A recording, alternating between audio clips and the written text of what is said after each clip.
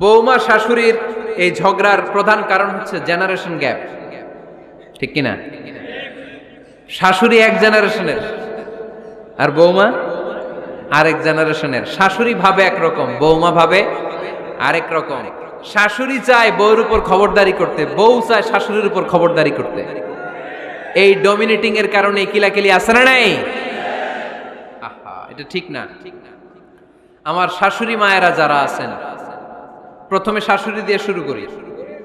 আমার মাইকের আওয়াজ যে ঘরগুলাতে যায়, আমার শাশুড়ি মাদেরকে বলবো, বউদের উপর অত্যাচার করবেন না।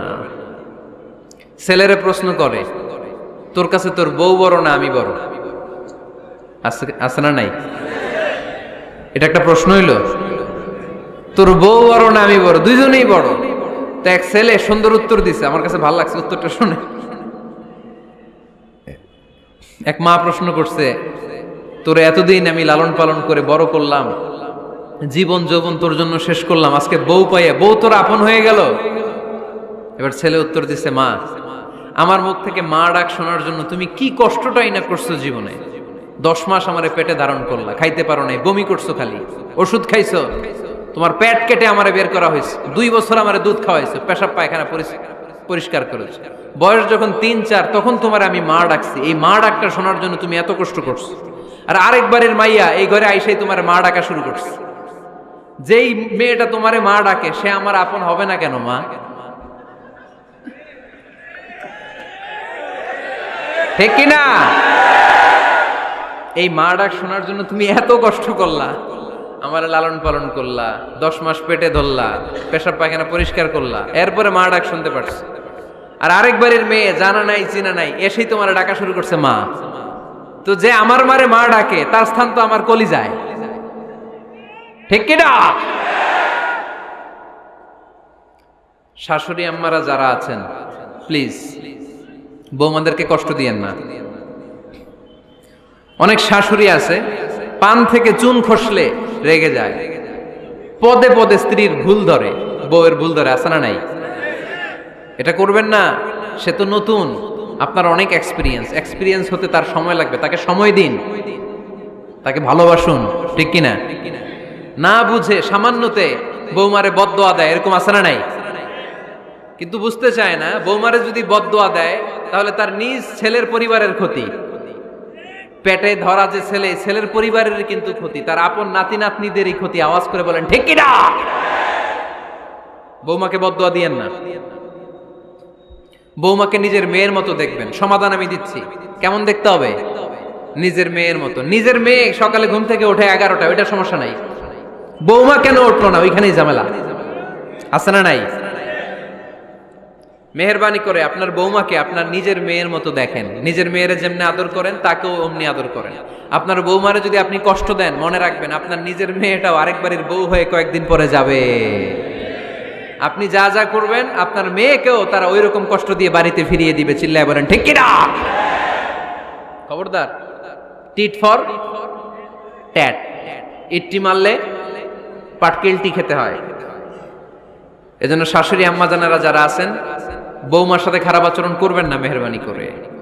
তাকে আপনি কষ্ট দিলে আপনার নিজের মেয়েটাও আরেক বাড়ির বৌমা হবে, সেও ওই বাড়িতে এই কষ্টগুলো ভোগ করবে। এগুলো যখন আপনি শুনবেন তখন আপনার চোখ দিয়ে পানি পড়বে কি পড়বে না?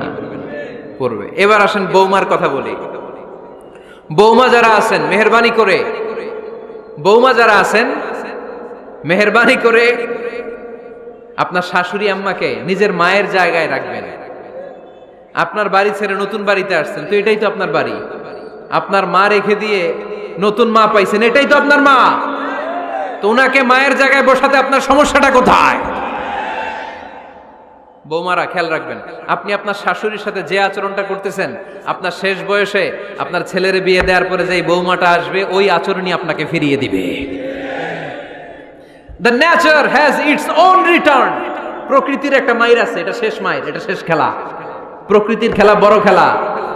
আপনি আপনার শাশুড়ির সাথে যে আচরণ করবেন, আপনার শেষ বয়সে আপনি একদিন শাশুড়ি হবেন, এটা মাথায় রাখবেন। ওই আচরণই আপনি ফিরে পাবেন। আওয়াজ করে বলতে হবে ঠিক কিনা? এজন্য 9 নাম্বার পয়েন্টস হচ্ছে মিউচুয়াল রেসপেক্ট। সবাই যেন সবাইকে ভালোবাসি। দোষ ছাড়া মানুষ নাই। সবার দোষ আছে, আমরা যেন একে অন্যের দোষ না খুঁজি। বৌমারা, আপনাদের কেন যদি আমার মাইকের আওয়াজ যায়, অল্প কিছু টেকনিক অবলম্বন করলে আপনি আপনার শাশুড়ির মন জয় করতে পারবেন। শাশুড়িরা আসলে বেশি কিছু চায় না, আগের জামানার মানুষ তো, এদেরকে ওইভাবে হাত করতে হবে। মাঝে মাঝে একটু শাশুড়ির মাথায় তেল দিয়ে দেন, চুলে তেল দিয়ে দিবেন আর কি, মাঝে মাঝে চুল আশ্রয় দিবেন, এগুলো কিন্তু খুব পছন্দ করে শাশুড়িরা। ওনার প্রেশারটা একটু মেপে দিবেন, ডায়াবেটিক্সের ওষুধটা খাইলো কিনা সময় মতো খোঁজ নেবেন, কি পছন্দ করে খেতে একটু রান্না করে দিবেন।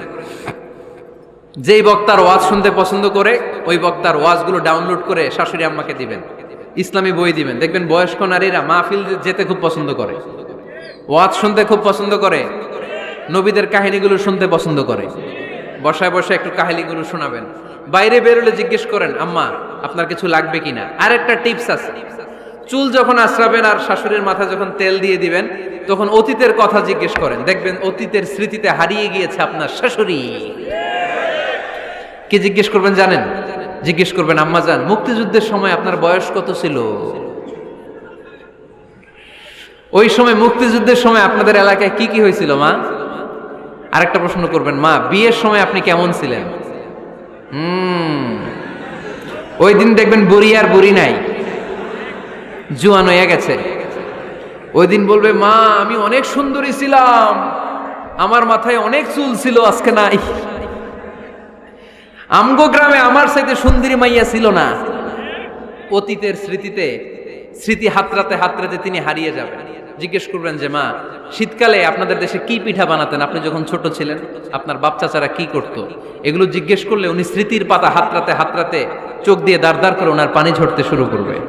আপনার জায়গায়, ওনার হৃদয়ের মনি কোঠায় এমন জায়গায় পৌঁছবে, আপনার ছাড়া উনি কিছুই বুঝবে না। বৌমারা, এই অল্প কিছু টিপস অবলম্বন করে আপনারা আপনাদের শাশুড়ির মনকে জয় করতে পারেন। শাশুড়ি বৌমার দ্বন্দ্ব আমরা চাই না, আমরা চাই শাশুড়ি বৌমাকে নিজের মেয়ের মতো জানো, আর বৌমার শাশুড়িকে আপন মায়ের মতো ভালোবাসুক, ঠিক কিনা?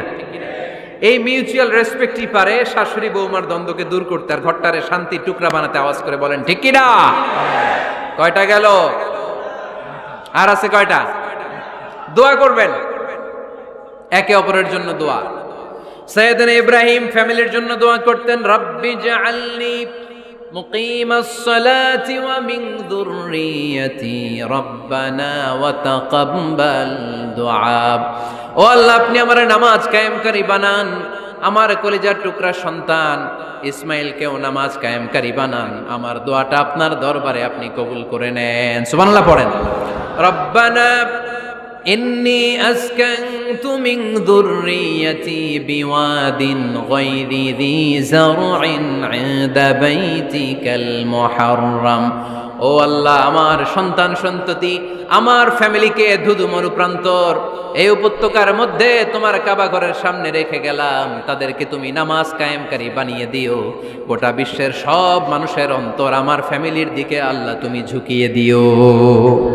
ওয়ারযুকহুম মিনাস সামারাত, ফলমূল দিয়ে আল্লাহ তুমি তাদেরকে রিজিকের ব্যবস্থা করে দিও।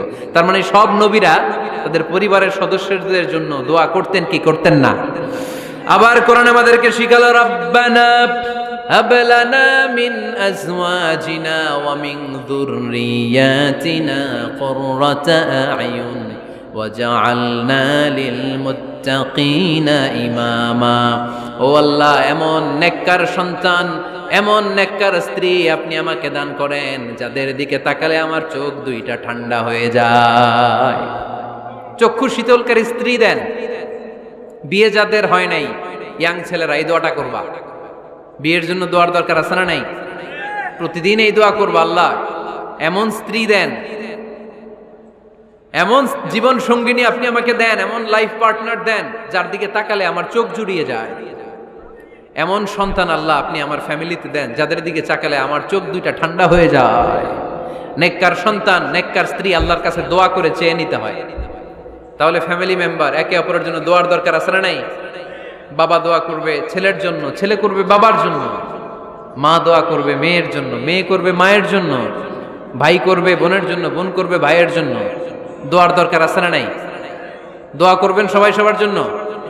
এই যে কোরআনের বঙ্গানুবাদ পাওয়া যায় না এখন, কথা বলেন। স্মার্টফোন আছে কার কার দেখি? হ্যাঁ, কারা কারা স্মার্ট দেখি?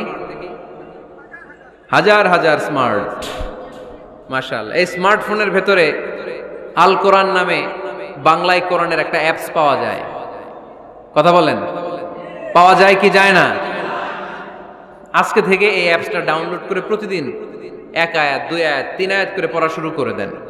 বাঁচতে হলে পড়তে হবে, বাঁচতে হলে জানতে হবে, ঠিক কি না? এই স্লোগান আমাদেরকে শিখায়। এই স্লোগান তো আল্লাহ, এই স্লোগান দিয়েই তো আল্লাহ কোরআন শুরু করছে, ইকরা বিসমি রাব্বিকাল্লাযী খালাক। বাঁচতে হলে জানতে হবে, বাঁচতে হলে পড়তে হবে, পড়ার কোনো বিকল্প নাই। আওয়াজ করে বলেন ঠিক কি না? সুজানগরের রায়েরা, মোবাইলের অ্যাপসের ভিতরে আমরা কোরআন রাখতে রাজি আছি তো সবাই?